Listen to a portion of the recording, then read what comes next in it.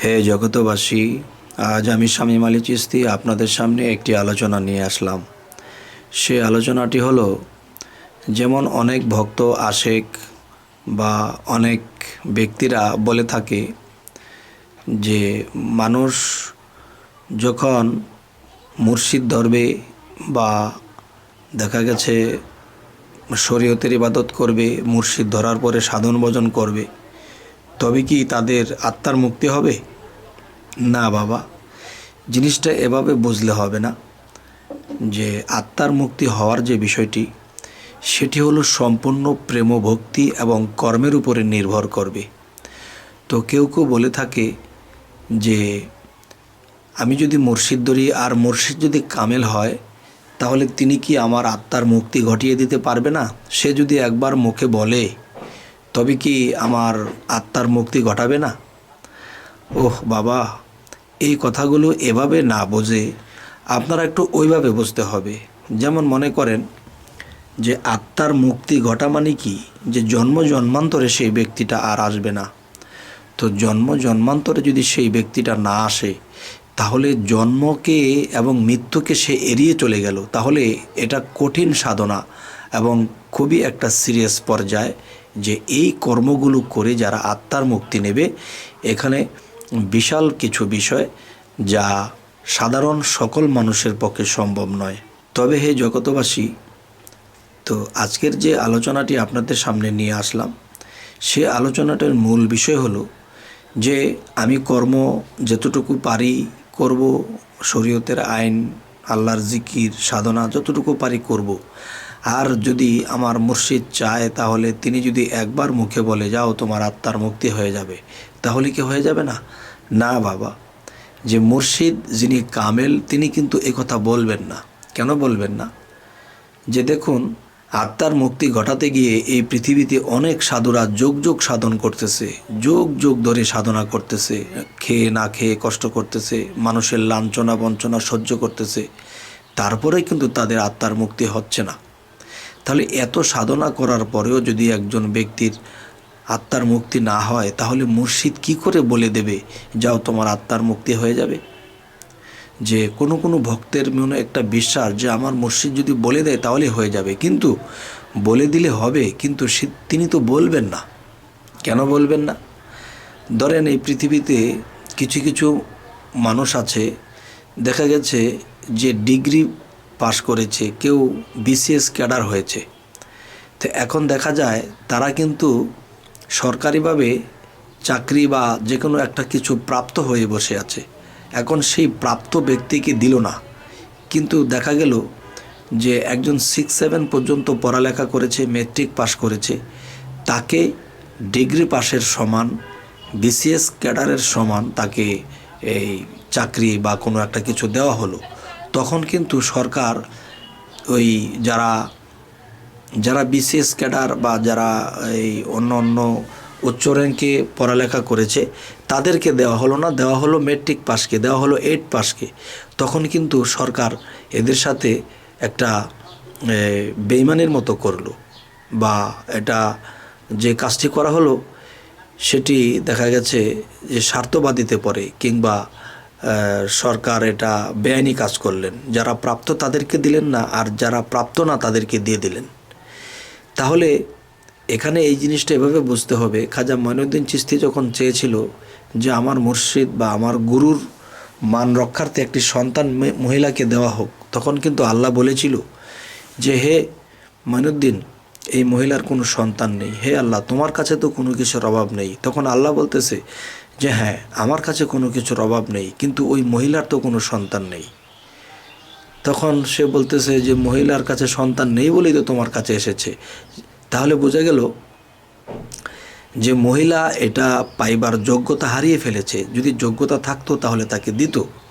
আচ্ছা, এখন যোগ্যতা নেই বলেই তো তাকে দিতে হবে। তখন মঈনুদ্দিন চিশতি মায়া দয়া করে বললেন এবং গুরুর মান রক্ষার জন্য বললেন যে হে আল্লাহ, আপনার কাছে আছে কিন্তু মহিলার কাছে নেই বলেই তো আপনি দিচ্ছেন না। ঠিক আছে, আমি মঈনুদ্দিন চিশতির কোনো অরুৎজাত সন্তান আছে কি না? তখন দেখা যায় আল্লাহ বলল যে হ্যাঁ তোমার আছে। তাহলে বলল যে আমার থেকে একটা সন্তান মহিলাকে দিয়ে যে আমার গুরুর মান রক্ষা করা হোক। তখন আল্লাহ বললেন তাই হবে। তখন আল্লাহ থেকে দিলেন না, খাজা মঈনুদ্দিন চিশতি থেকে দিলেন। এর কারণ কি? এর কারণ হলো যে আল্লাহ যদি সেই মহিলাকে সন্তান দিত, তখন দেখা যায় এই পৃথিবীতে অনেক মহিলারাই দাবি করে আল্লাহর কাছে যে আমাকে এটা দাও, আমাকে সেটা দাও, আমাকে একটা সন্তান দাও। এখন দেখা যায় যে যারা চাইতেছে তাদেরকে দেয়নি, এখন সে হঠাৎ করে চাইতেছে, তাকে যদি দিয়ে দেয় তখন আল্লাহ কিন্তু অন্য অন্য নারীদের কাছে, অন্য মা জাতির কাছে আল্লাহ কিন্তু অবিচারক হয়ে যাবে। তো এই জন্য খাজা মঈনুদ্দিন চিশতি থেকে দেওয়া হয়েছে। এখন আল্লাহ কিন্তু আর দোষী রইলেন না। তবে কোনো ভক্ত বলে থাকে মুর্শিদ যদি একবার বলে তোমার মুক্তি হয়ে যাবে, তখন এটা কামেল মুর্শিদ যিনি তিনি কিন্তু বলবেন না। কেন বলবেন না?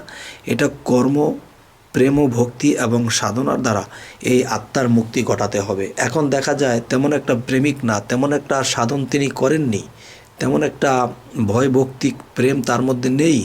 মানে তিনি কি যদি বলে দেওয়া হয় যে তুমি আত্মার মুক্তি নিবা, তাহলে কিন্তু মুর্শিদ অবিচারী হয়ে যাবে। আচ্ছা, আর যদি দেখা যায় এই পৃথিবীতে কেউ আত্মার মুক্তি নেওয়ার মতো প্রস্তুত হয়ে আছে, কিন্তু তাদেরকেও এখনও মুক্তির ফয়সালা দেওয়া হয়নি। এখন দেখা গেছে যে একজনে মুক্তির ফয়সালা নেওয়ার উপযুক্ত না, তাকে যদি মুর্শিদ দিয়ে দেয় তখন কিন্তু তার মুর্শিদ অবিচারক হয়ে যাবে। তো হে জগতবাসী, আমাকে অনেকেই এই কথাগুলো বলছেন যে আজকে আপনাদের সামনে এই কথাগুলো আলোচনা করতেছি যে আল্লাহ যাকে তাকে মুক্তির ফয়সালা করবেন না, কর্ম এবং সাধনার উপরে নির্ভর করবে। তেমনি যে একজন মুর্শিদ ফুট করে কাউকে বলে দেবেন না যে তোমার আত্মার মুক্তি হয়ে যাবে, কারণ তার কর্ম আমলের উপরও নির্ভর করবে। কারণ আল্লাহ কিন্তু কোরআনে বলেছে তুমি যা করবা ঠিক তা পাবা। সূরা আর রহমানের মধ্যে বলা হয়েছে যে ফাবিআলা ইউ রাব্বিকুম মা তাকাজ্জুবান, অর্থাৎ তোমরা তোমাদের কোন কোন কর্মফলকে অস্বীকার করো, যে কর্মফল থেকে কেউ রেহাই পাবে না। তাহলে বোঝা গেল যে আল্লাহ যে বলেছে যে তুমি যা করবা ঠিক তা পাবা। এখন দেখা গেছে আমি যতটুকু সাধনা করেছি আত্মার মুক্তি হইবার যোগ্যতা এখনও কামাই করতে পারিনি। তখন আমাকে যদি আত্মার মুক্তি দেওয়া হয়, তাহলে সকল বান্দার কাছে, সকল বন্ধুর কাছে যারা মুক্তি প্রাপ্ত হয়ে আছে কিন্তু তারা এখনও প্রাপ্ত হয়নি, তাহলে বোঝা গেল যে আল্লাহ তাদের কাছে অবিচারী হয়ে যাবে। তাহলে মুর্শিদের কাছে, আল্লাহর কাছে চাওয়ার কোনো প্রয়োজন নেই, আমার কর্ম অনুসারে আমি পেয়ে যাব। আল্লাহ বলেছে আমি কাউকে এক বিন্দু কম দিব না, এক বিন্দু কাউকে বেশিও দেব না, যে যতটুকু পাওনা ততটুকুই তাকে দেওয়া হবে।